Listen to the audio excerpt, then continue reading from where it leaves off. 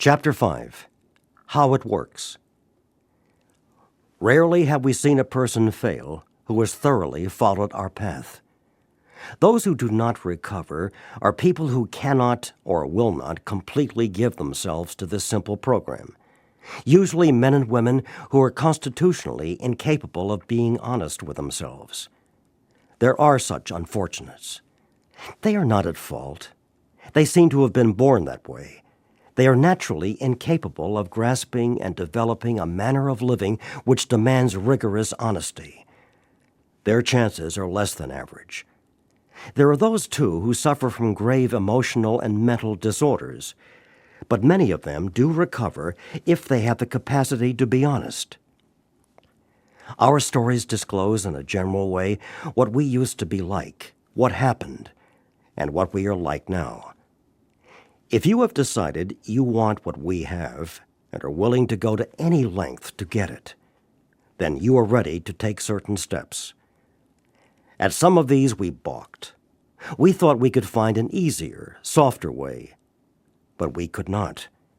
With all the earnestness at our command, we beg of you to be fearless and thorough from the very start.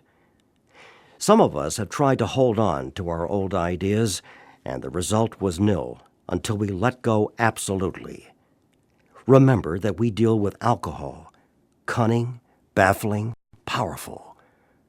Without help, it is too much for us. But there is one who has all power. That one is God. May you find him now. Half measures availed us nothing.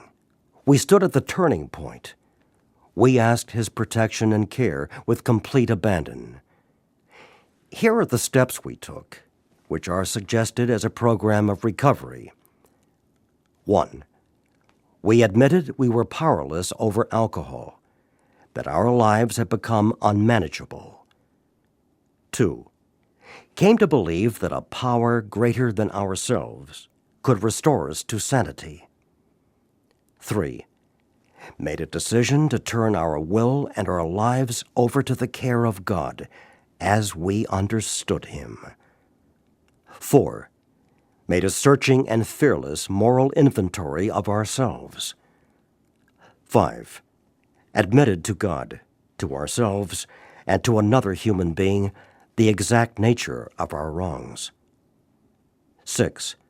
We're entirely ready to have God remove all these defects of character. 7. Humbly asked him to remove our shortcomings. 8. Made a list of all persons we had harmed and became willing to make amends to them all. 9. Made direct amends to such people wherever possible, except when to do so would injure them or others. 10. Continued to take personal inventory, and when we were wrong, promptly admitted it. 11. Sought through prayer and meditation to improve our conscious contact with God as we understood him, praying only for knowledge of his will for us and the power to carry that out. 12. Having had a spiritual awakening as the result of these steps, we tried to carry this message to alcoholics and to practice these principles in all our affairs. Many of us exclaimed, "What an order! I can't go through with it." Do not be discouraged. No one among us has been able to maintain anything like perfect adherence to these principles. We are not saints. The point is that we are willing to grow along spiritual lines. The principles we have set down are guides to progress. We claim spiritual progress rather than spiritual perfection. Our description of the alcoholic, the chapter to the agnostic, and our personal adventures before and after make clear three pertinent ideas. A. That we were alcoholic and could not manage our own lives. B. That probably no human power could have relieved our alcoholism. C. That God could and would, if he were sought. Being convinced, we were at step 3, which is that we decided to turn our will and our life over to God as we understood Him. Just what do we mean by that? And just what do we do? The first requirement is that we be convinced that any life run on self-will can hardly be a success. On that basis, we are almost always in collision with something or somebody, even though our motives are good. Most people try to live by self-propulsion. Each person is like an actor who wants to run the whole show, is forever trying to arrange the lights, the ballet, the scenery, and the rest of the players in his own way. If his arrangements would only stay put, if only people would do as he wished, the show would be great. Everybody, including himself, would be pleased. Life would be wonderful. In trying to make these arrangements, our actor may sometimes be quite virtuous. He may be kind, considerate, patient, generous, even modest and self-sacrificing. On the other hand, he may be mean, egotistical, selfish, and dishonest. But as with most humans, he is more likely to have varied traits. What usually happens? The show doesn't come off very well. He begins to think life doesn't treat him right. He decides to exert himself more. He becomes, on the next occasion, still more demanding or gracious, as the case may be. Still, the play does not suit him. Admitting he may be somewhat at fault, he is sure that other people are more to blame. He becomes angry, indignant, self-pitying. What is his basic trouble? Is he not really a self-seeker, even when trying to be kind? Is he not a victim of the delusion that he can wrest satisfaction and happiness out of this world if he only manages well? Is it not evident to all the rest of the players that these are the things he wants?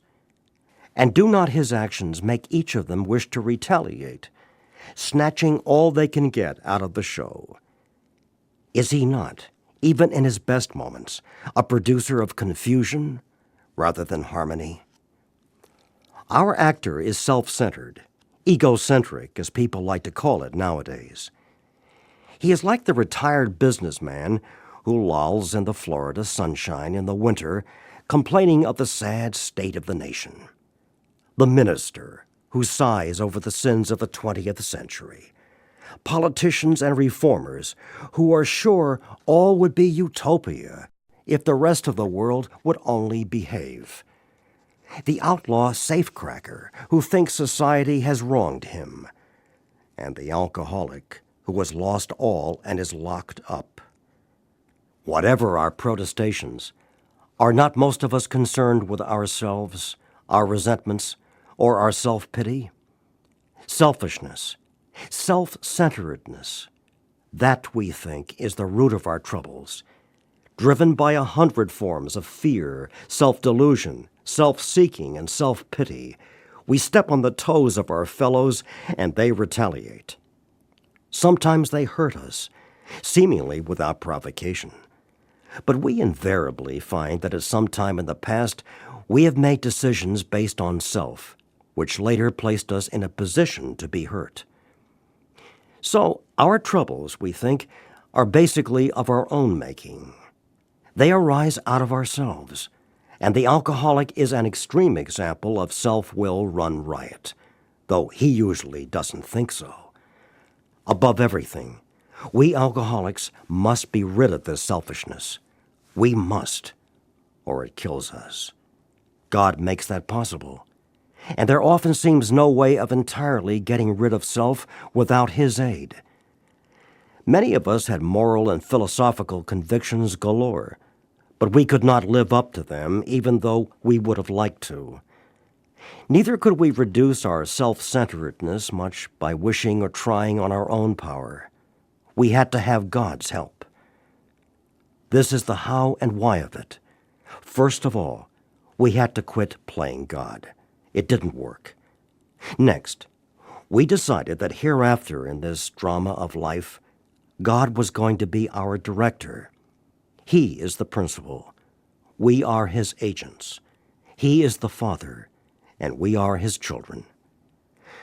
Most good ideas are simple, and this concept was the keystone of the new and triumphant arch through which we pass to freedom. When we sincerely took such a position, all sorts of remarkable things followed. We had a new employer. Being all-powerful, He provided what we needed, if we kept close to Him and performed His work well. Established on such a footing, we became less and less interested in ourselves, our little plans and designs. More and more, we became interested in seeing what we could contribute to life. As we felt new power flow in, as we enjoyed peace of mind, as we discovered we could face life successfully, as we became conscious of His presence, we began to lose our fear of today, tomorrow, or the hereafter. We were reborn. We were now at step 3. Many of us said to our Maker, as we understood Him, God, I offer myself to Thee, to build with me and to do with me as Thou wilt. Relieve me of the bondage of self, that I may better do Thy will. Take away my difficulties, that victory over them may bear witness to those I would help of Thy power, Thy love, and Thy way of life. May I do Thy will always. We thought well before taking this step, making sure we were ready, that we could at last abandon ourselves utterly to Him. We found it very desirable to take this spiritual step with an understanding person, such as our wife, best friend, or spiritual advisor. But it is better to meet God alone than with one who might misunderstand. The wording was, of course, quite optional, so long as we expressed the idea, voicing it without reservation. This was only a beginning, though if honestly and humbly made, an effect, sometimes a very great one, was felt at once. Next, we launched out on a course of vigorous action, the first step of which is a personal house cleaning, which many of us had never attempted. Though our decision was a vital and crucial step, it could have little permanent effect unless at once followed by a strenuous effort to face and to be rid of the things in ourselves which had been blocking us. Our liquor was but a symptom, so we had to get down to causes and conditions. Therefore, we started upon a personal inventory. This was step 4. A business which takes no regular inventory usually goes broke. Taking a commercial inventory is a fact-finding and a fact-facing process. It is an effort to discover the truth about the stock in trade. One object is to disclose damaged or unsaleable goods, to get rid of them promptly and without regret. If the owner of the business is to be successful, he cannot fool himself about values. We did exactly the same thing with our lives. We took stock honestly. First, we searched out the flaws in our makeup which caused our failure. Being convinced that self, manifested in various ways, was what had defeated us, we considered its common manifestations. Resentment is the number 1 offender. It destroys more alcoholics than anything else. From it stem all forms of spiritual disease.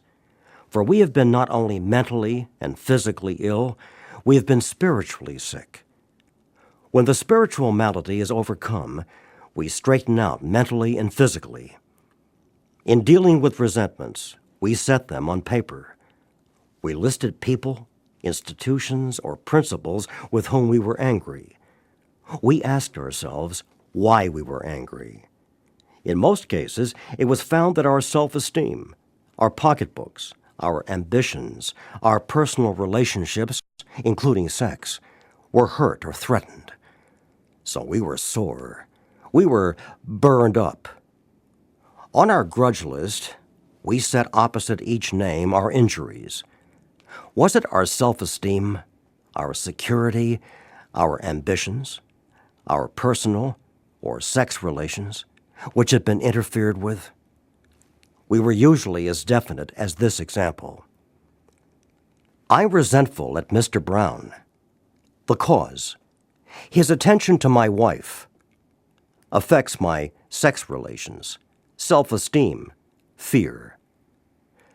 The cause: told my wife of my mistress affects my sex relations, self-esteem, fear. The cause: Brown may get my job at the office affects my security, self-esteem, fear. I'm resentful at Mrs. Jones. The cause: she's a nut. She snubbed me. She committed her husband for drinking. He's my friend. She's a gossip. Affects my personal relationship, self-esteem, fear. I'm resentful at my employer. The cause: unreasonable, unjust, overbearing. Threatens to fire me for drinking and padding my expense account. Affects my self-esteem, fear, security. I'm resentful at my wife. The cause: misunderstands and nags. Likes Brown. Wants house put in her name. Affects my pride, personal sex relations, security, fear. We went back through our lives. Nothing counted but thoroughness and honesty. When we were finished, we considered it carefully. The first thing apparent was that this world and its people were often quite wrong. To conclude that others were wrong was as far as most of us ever got. The usual outcome was that people continued to wrong us, and we stayed sore.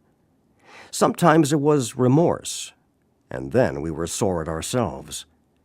But the more we fought and tried to have our own way, the worse matters got. As in war, the victor only seemed to win. Our moments of triumph were short-lived. It is plain that a life which includes deep resentment leads only to futility and unhappiness. To the precise extent that we permit these, do we squander the hours that might have been worthwhile. But with the alcoholic, whose hope is the maintenance and growth of a spiritual experience, this business of resentment is infinitely grave. We found that it is fatal. For when harboring such feelings, we shut ourselves off from the sunlight of the Spirit. The insanity of alcohol returns, and we drink again. And with us, to drink is to die. If we were to live, we had to be free of anger. The grouch and the brainstorm were not for us. They may be the dubious luxury of normal men, but for alcoholics, these things are poison. We turned back to the list, for it held the key to the future. We were prepared to look at it from an entirely different angle. We began to see that the world and its people really dominated us. In that state, the wrongdoing of others, fancied or real, had power to actually kill. How could we escape? We saw that these resentments must be mastered, but how? We could not wish them away any more than alcohol. This was our course. We realized that the people who wronged us were perhaps spiritually sick. Though we did not like their symptoms and the way these disturbed us, they, like ourselves, were sick too. We asked God to help us show them the same tolerance, pity, and patience that we would cheerfully grant a sick friend. When a person offended, we said to ourselves, "This is a sick man. How can I be helpful to him? God save me from being angry. Thy will be done." We avoid retaliation or argument. We wouldn't treat sick people that way. If we do, we destroy our chance of being helpful. We cannot be helpful to all people, but at least God will show us how to take a kindly and tolerant view of each and every one. Referring to our list again, Putting out of our minds the wrongs others had done, we resolutely looked for our own mistakes. Where had we been selfish, dishonest, self-seeking, and frightened? Though a situation had not been entirely our fault, we tried to disregard the other person involved entirely. Where were we to blame? The inventory was ours, not the other man's. When we saw our faults, we listed them. We placed them before us in black and white. We admitted our wrongs honestly and were willing to set these matters straight. Notice that the word fear is bracketed alongside the difficulties with Mr. Brown, Mrs. Jones, the employer, and the wife. This short word somehow touches about every aspect of our lives. It was an evil and corroding thread. The fabric of our existence was shot through with it. It set in motion trains of circumstances which brought us misfortune we felt we didn't deserve. But did not we ourselves set the ball rolling? Sometimes we think fear ought to be classed with stealing. It seems to cause more trouble. We reviewed our fears thoroughly. We put them on paper, even though we had no resentment in connection with them. We asked ourselves why we had them. Wasn't it because self-reliance failed us? Self-reliance was good as far as it went, but it didn't go far enough. Some of us once had great self-confidence, but it didn't fully solve the fear problem or any other. When it made us cocky, it was worse. Perhaps there is a better way. We think so. For we are now on a different basis, the basis of trusting and relying upon God. We trust infinite God rather than our finite selves. We are in the world to play the role He assigns. Just to the extent that we do as we think He would have us and humbly rely on Him, does He enable us to match calamity with serenity. We never apologize to anyone for depending upon our Creator. We can laugh at those who think spirituality the way of weakness. Paradoxically, it is the way of strength. The verdict of the ages is that faith means courage. All men of faith have courage. They trust their God. We never apologize for God. Instead, we let Him demonstrate through us what He can do. We ask Him to remove our fear and direct our attention to what He would have us be. At once, we commence to outgrow fear. Now, about sex. Many of us needed an overhauling there, but above all, we tried to be sensible on this question. It's so easy to get way off the track. Here we find human opinions running to extremes, absurd extremes, perhaps. One set of voices cry that sex is a lust of our lower nature, a base necessity of procreation. Then we have the voices who cry for sex and more sex, who bewail the institution of marriage, who think that most of the troubles of the race are traceable to sex causes.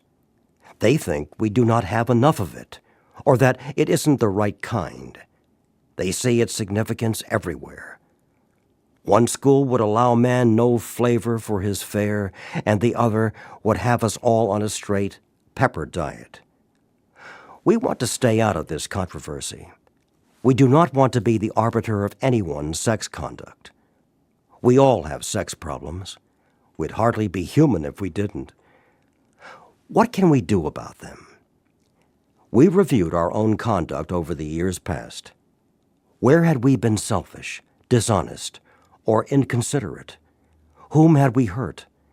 Did we unjustifiably arouse jealousy, suspicion, or bitterness? Where were we at fault? What should we have done instead? We got this all down on paper and looked at it.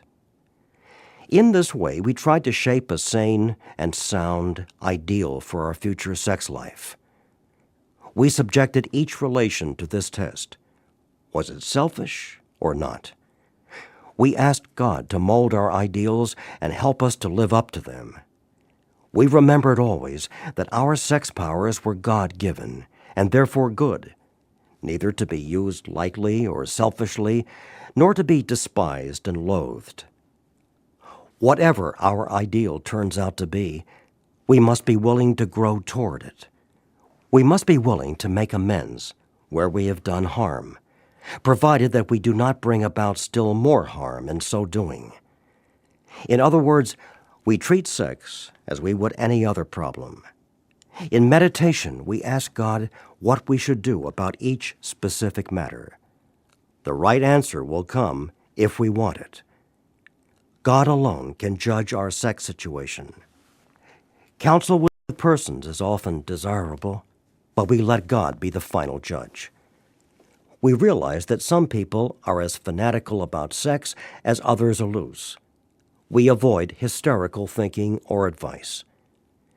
Suppose we fall short of the chosen ideal and stumble. Does this mean we are going to get drunk? Some people tell us so, but this is only a half-truth. It depends on us and on our motives. If we are sorry for what we have done and have the honest desire to let God take us to better things, we believe we will be forgiven and will have learned our lesson.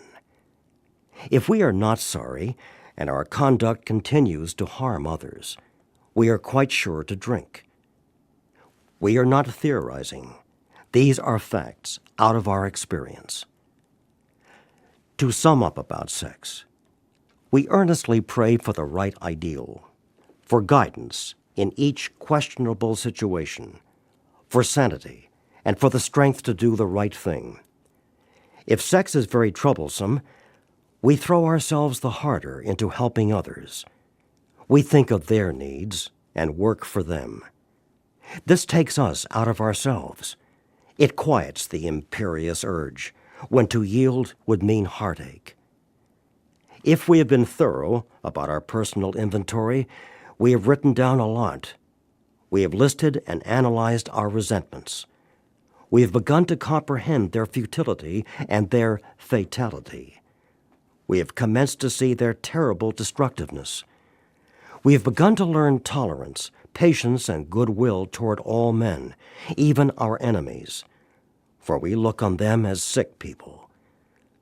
We have listed the people we have hurt by our conduct and are willing to straighten out the past if we can. In this book, you read again and again that faith did for us what we could not do for ourselves.